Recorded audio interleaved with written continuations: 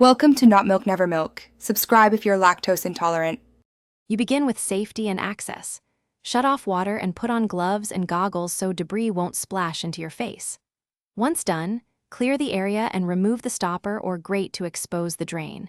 This gives you direct access and prevents tools from snagging.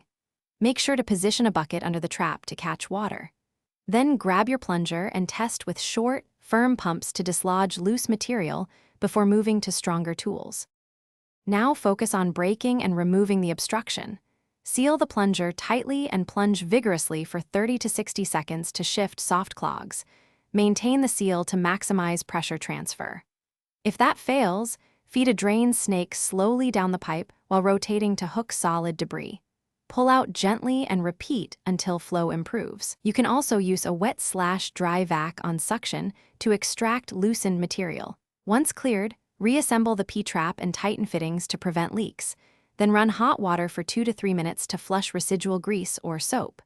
Make sure to test multiple fixtures fed by the same line to confirm full restoration. If flow remains slow, pour an enzyme cleaner overnight to digest organic buildup. Avoid harsh chemicals that can damage pipes. If problems persist, or you suspect a deep or recurring blockage, call a plumber for camera inspection and professional removal.